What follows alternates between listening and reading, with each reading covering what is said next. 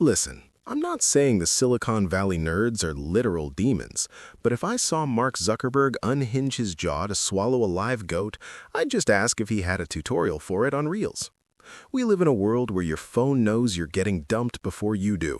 It's 3 a.m., you're staring at the ceiling wondering why your ex-girlfriend's new guy looks like a thumb with a spray tan, and suddenly, ding, a notification for a 15% discount on weighted blankets and industrial-sized tubs of Ben & Jerry's.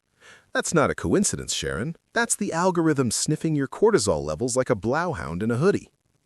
The American dream used to be about owning a house with a white picket fence, but now it's just about scrolling until your thumb gets a repetitive strain injury and you accidentally buy a $400 air fryer that looks like a spaceship.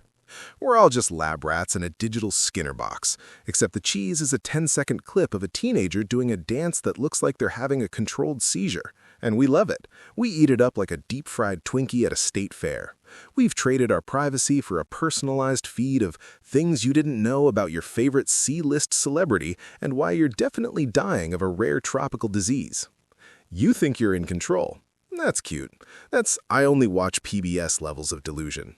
The algorithm doesn't just watch what you click, it watches how long you hover over that picture of your high school rival's midlife crisis Corvette. It knows your insecurities better than your therapist, and the algorithm doesn't charge $200 an hour to tell you that your father didn't hug you enough. It just shows you an ad for a tactical survival shovel because it knows you're one bad Monday away from moving to the woods and becoming a hermit. It's a beautiful, terrifying cycle of emotional exploitation. You feel lonely? Here's a stream of people pretending to be your friend while trying to sell you a subscription to a vitamin supplement that's basically just crushed up chalk and caffeine. You feel inadequate? Here's a bunch of 19-year-old entrepreneurs standing in front of rented Lamborghinis telling you that if you don't wake up at 4 a.m. to drink lemon water and meditate for 3 hours, you're a failure. It's a buffet of misery served with a side of dopamine, and we're all lined up with our plates held out like Oliver Twist, but instead of gruel, we want more satisfying slime videos. And hey, speaking of things you can't resist, if you're enjoying this descent into the digital abyss, why not hit that subscribe button? It's the only way to make sure the algorithm keeps feeding you my specific brand of cynical wisdom instead of more videos of cats playing pianos. Go ahead, give the machine what it wants. It's already watching you through the webcam anyway. Might as well make it official. We've become a nation of digital hoarders. Our brains are cluttered with useless facts, outraged opinions on things that don't affect us, and the specific political views of people we wouldn't trust to walk our dogs. The algorithm knows that anger is the ultimate engagement tool. It doesn't want you happy. Happy people put their phones down and go outside to catch a frisbee or something equally disgusting. It wants you keyboard warrior level of triggered. It wants you arguing with a guy named Patriot Eagle 777 about whether or not birds are government drones.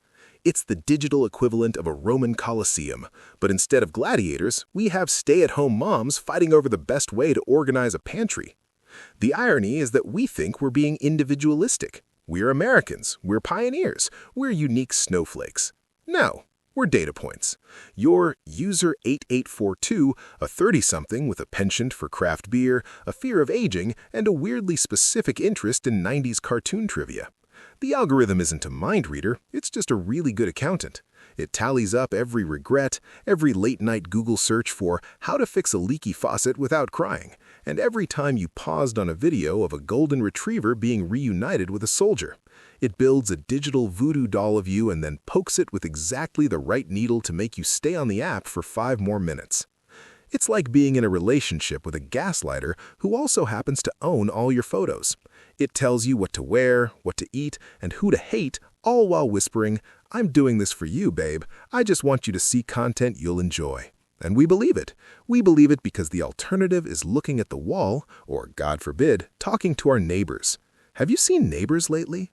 One of them is definitely a conspiracy theorist, and the other one has a lawn that's 2 inches too long. No thanks. I'll take the algorithm.